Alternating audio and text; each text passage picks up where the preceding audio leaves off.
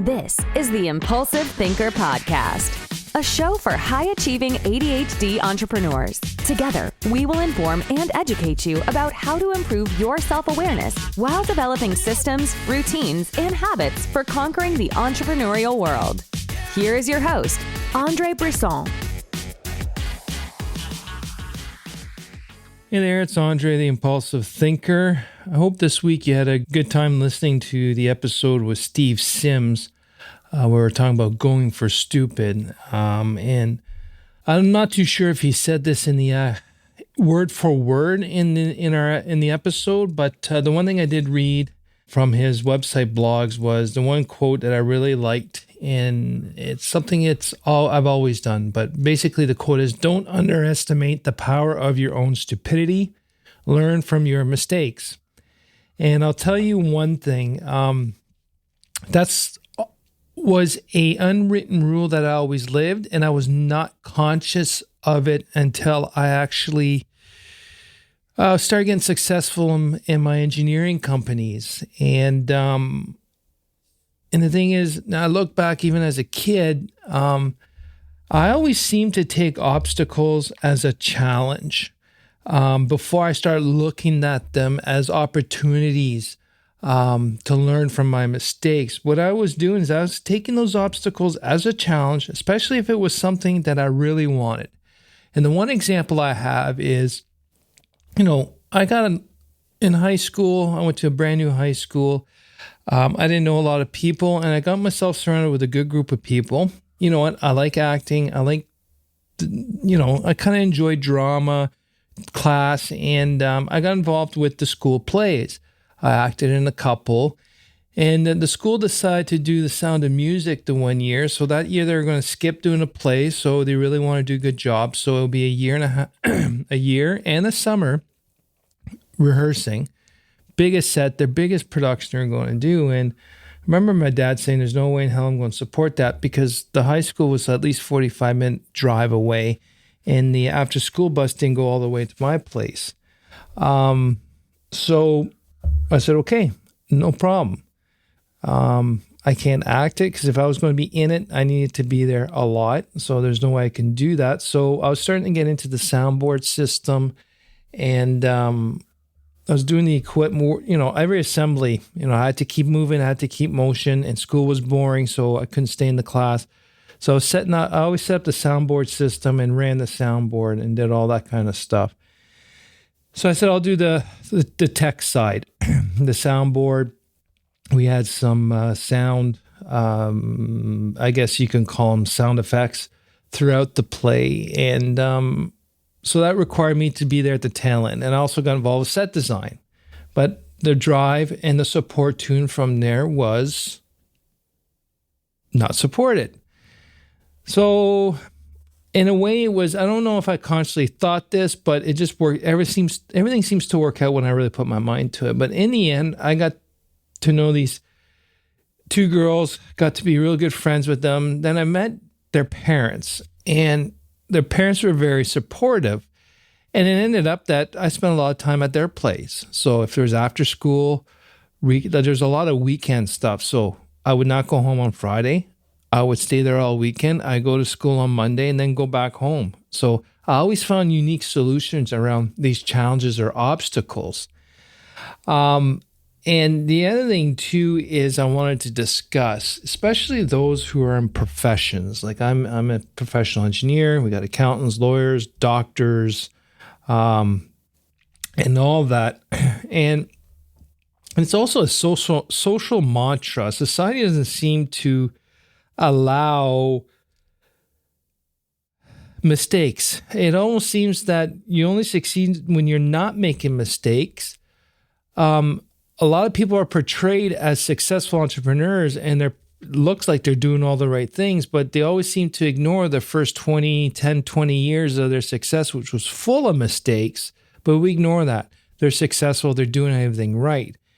And the rules of success are not making mistakes, and that's crap. That's bull. And like I teach my kids right now, I don't care what mark you get on a test. All I care is what you did not get correct on your test. is you learn what the mistake was. What is the right answer? And that's more important to me than the final mark. So now I got two girls, a high school student and an elementary student. They look at tests now. They say, hey, I got a good mark, but I know what I did wrong. They're starting to do that. And that's what I'm really happy about. So the one thing, I can give you a few examples, especially I found a lot of my best mistakes, experiences, and learnings were from probably the dumbest and the stupidest, especially in the social realm. I remember when I was in my first and only professional job, we moved into a new building. There's a construction company. We're leasing from part of their building. And, I thought I'd network with the owner. Maybe we can get some structural work. And there's these three kids bumming around on little motorbikes, blah, blah, blah. And I look at them and say, hey, how old are your grandkids? And that look I'll never forget. He just looked at me and says, they're my kids. And I think it was on my face going, wow. I was quite surprised because he was, I don't know how old he was, but he did definitely look old or really rough for his age. So that was lesson number one. When not sure, don't say anything. Ask who those kids are or whatever. I changed my tone. Never got work for them. That guy would never look at me again. And that was probably one of the biggest, dumbest mistakes is that's where I think a lot of my undiagnosed impulsivity got in. And a little too much people pleasing is what I learned was when you try to people please, I say a lot of dumb things. So I was starting to become understanding that my authenticity is actually the best thing, even though sometimes my authenticity isn't appreciated because it's not the norm. I got more success out of it. So that was one of the dumbest, stupidest mistakes I ever made, but it was one of my greatest learnings. And for me, the sad thing, especially with professionals, the sad thing is that professions have forgotten that, especially as engineers, engineering profession was built on learning from mistakes. And we seem to forget that. And what do I mean by that? Why are there new building code rules? Why are there new regulations in place? Why are designs changed? Why are new products developed? It's because things in the past did not work. So based on what we know now, we do this, then something happens, a building collapses, something explodes, something doesn't work.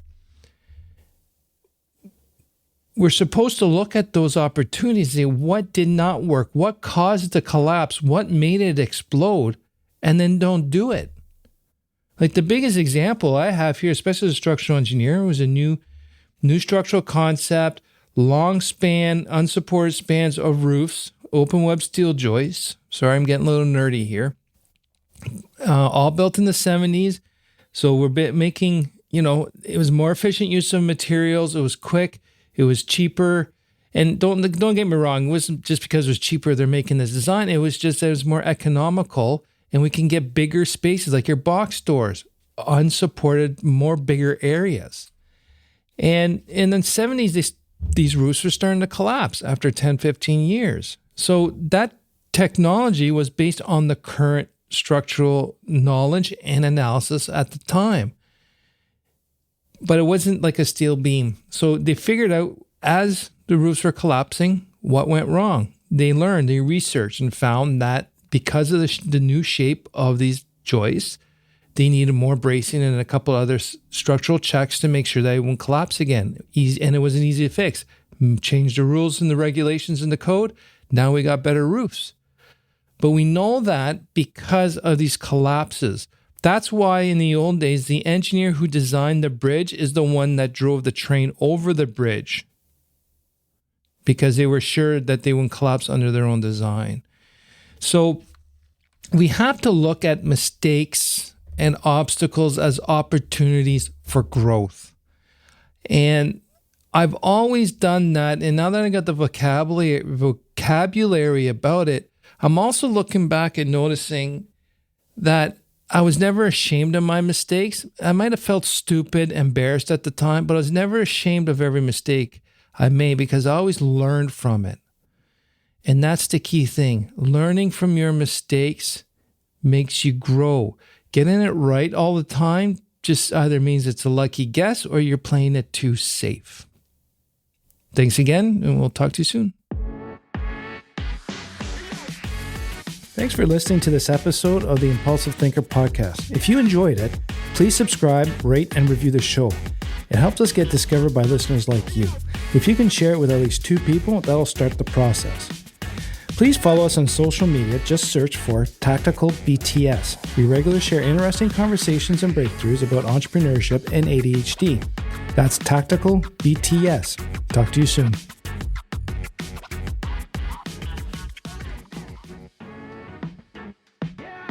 Thank you for listening to the Impulsive Thinker podcast. If you have a question, comment, or suggestion for the show, please visit theimpulsivethinker.com. The Impulsive Thinker podcast is produced by Tactical Breakthroughs and hosted by Andre Brisson. Remember, ADHD is only a part of you, not all of you.